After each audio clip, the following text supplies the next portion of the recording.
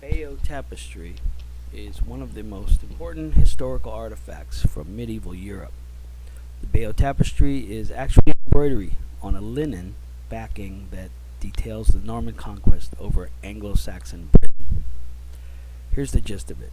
In the first scene, Harold, Earl of Wessex, is shown speaking to his brother King Edward, aka Edward the Confessor. Edward is shown here as the current king and has been since 1042. After conferring with his king, Harold leaves to go to Bosham in Sussex, the land of his family's estate. He enters a church in Bosham and most likely prays for a safe journey that he may have been ordered on by his king.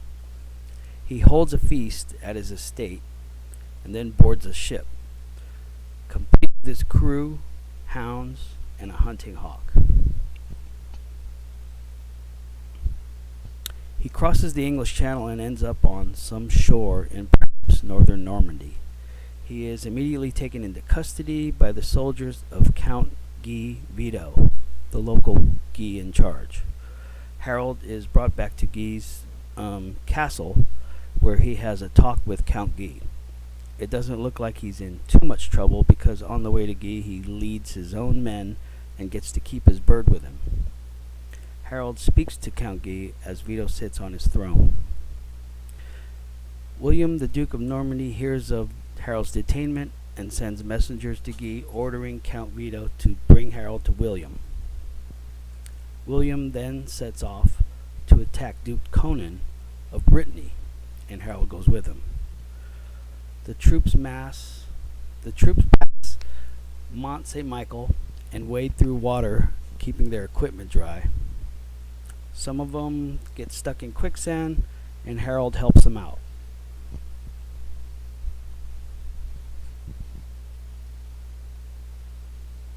The Normans attack Duke Conan. He flees down a rope from his castle, and William's men catch up to Conan and his men, and they do battle.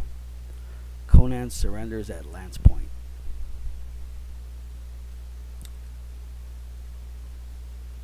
William awards Harold with weapons, which is symbolically something done for loyal followers. They head to Bayeux, where Harold apparently takes an oath to William on holy relics, perhaps pledging his loyal following and accepting William as Harold's lord. Harold is released and heads back to England. Back in England, Harold reports to his brother King Edward, who looks kind of frail.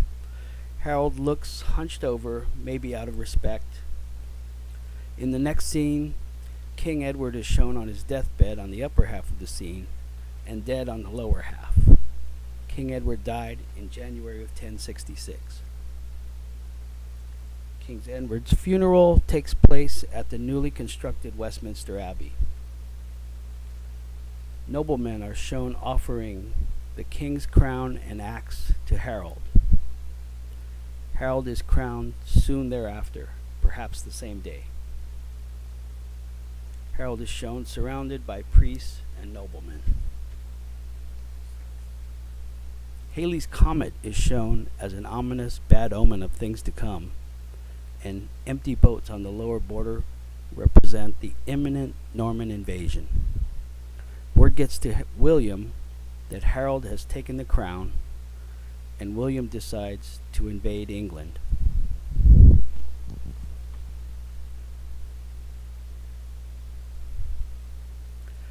William felt that he was the rightful heir to the throne of England.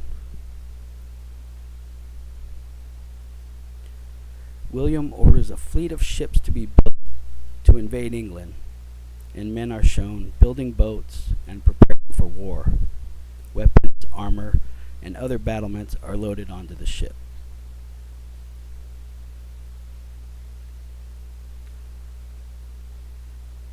Led by Duke William, the troops board the ships and set sail for England and invasion. Very pretty tapestry shows ships full of horses. William's ships arrive on the south shore of England. They set off for Hastings and have a great feast before going into battle.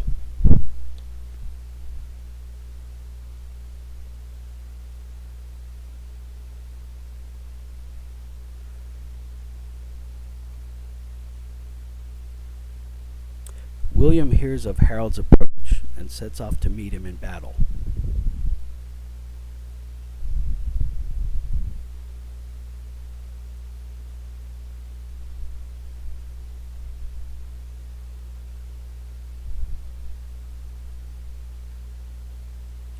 The Anglo-Saxons fight the Norman cavalry on foot. Big mistake. The Normans are victorious with a double flanking maneuver.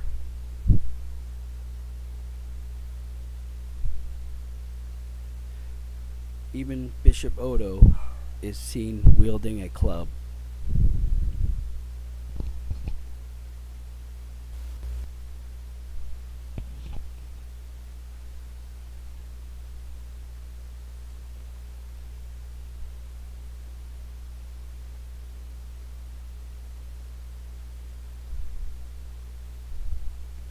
William is shown standing, lifting his helmet to show his troops that he is alive and well.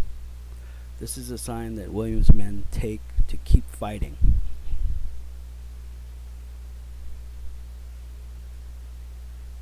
Eustace of Boulogne is shown holding a banner. This banner may have been given to him by the Pope as a symbol of sanction. Harold's brothers are killed, and Harold is hit with an arrow in the eye and falls. He is then cut down by a Norman knight. With Harold dead, the Normans chase off the remaining Anglo-Saxons and declare themselves the winners.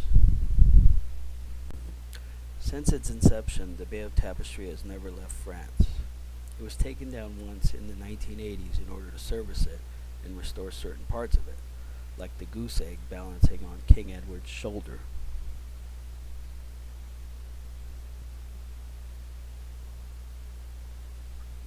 Here is the backside of the same scene. Most embroiderers use a combination of different stitches. Here are a few. Most of this embroidery is modern stitches not present on the Bayeux Tapestry. There's something very relaxing about watching embroidery. It's kind of like watching fish in an aquarium or popping bubble wrap.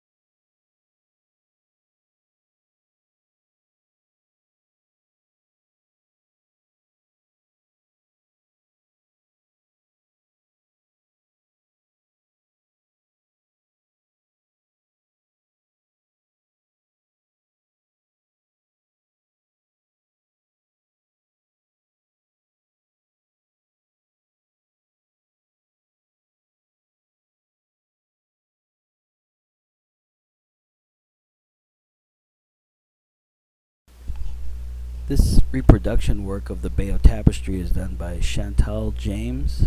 She owns the BayeuxEmbroidery in Bayeux, Normandy, France. James is licensed by the state to reproduce any part of the Bayeux Tapestry. She sells kits and teaches classes on how to do the Bayeux stitch. She has one stringent requirement, that her students do not stray from her teaching.